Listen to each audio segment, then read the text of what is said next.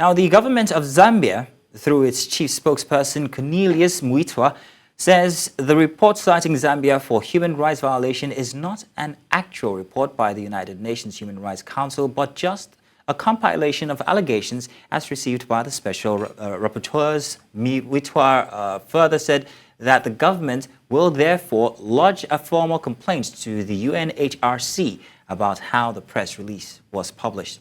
The UN expressed concern over numerous reports of arbitrary arrests and detentions involving leaders and members of opposition parties, parliamentarians, human rights defenders, and activists.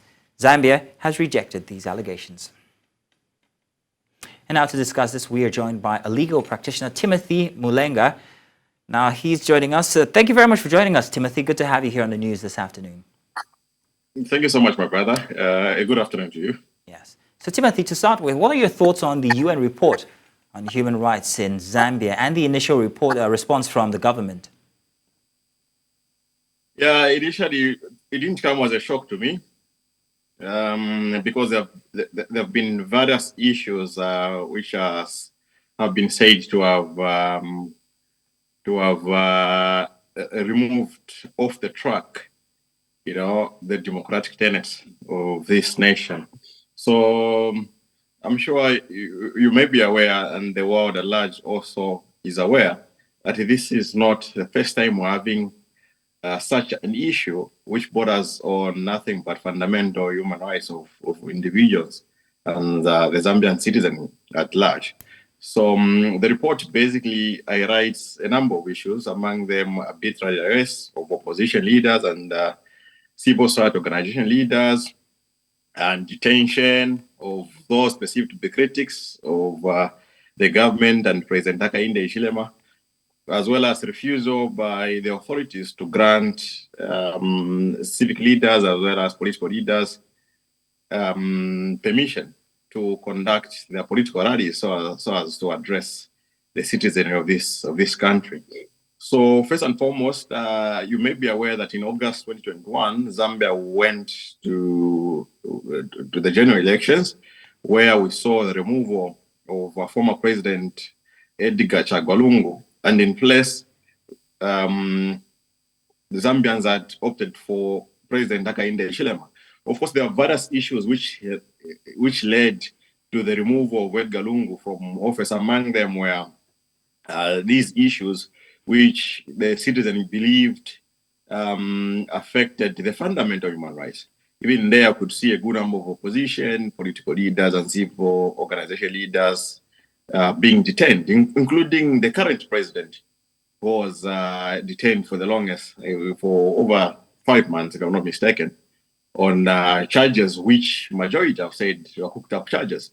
Now, the question is, what are we seeing today? Are we seeing a change? So obviously, there have been many issues which the citizenry, and together with we ourselves, feel affect the rights, the human rights, per se, of the citizen of the Republic of Zambia. So number one, address the issue of arrests. Yeah, we have read a number of times there have been arrests made on opposition leaders.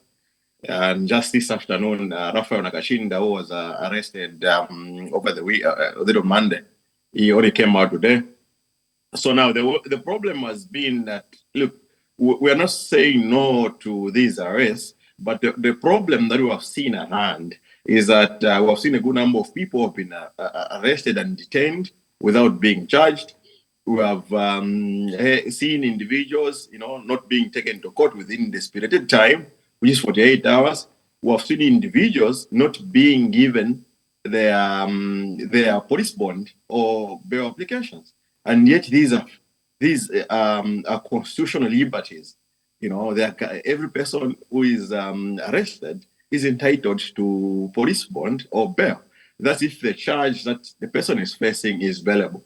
So those are the issues. Also on selective application of the law, I think it has been an issue because we have seen both camps, even from the opposition. People have made similar remarks, of course, in the past, which have upset the public, and others have been charged with hate speech. Yeah, and yet those who belong to the ruling United Party for National ruling UPND, United Party for National Development, have not been cited and have not been questioned, neither have they been arrested for doing the same things which other people in the other camps have been cited for. So that's where the problem has been. Then on detention, of course, we have seen a good number of opposition political leaders being detained. Others have not been charged, and others likely they have been acquitted at court. Yeah. Also, the refusal to grant permission to civic and political leaders to hold their rallies. You know, it is a constitutional right in Zambia for people to assemble. But what the law provides, right, Timothy. you must know. Well, Timothy, are you getting me? Yes, I can hear you, but unfortunately, we will have to round it up here. But thank you very much for giving us your thoughts on the situation. Thank you indeed.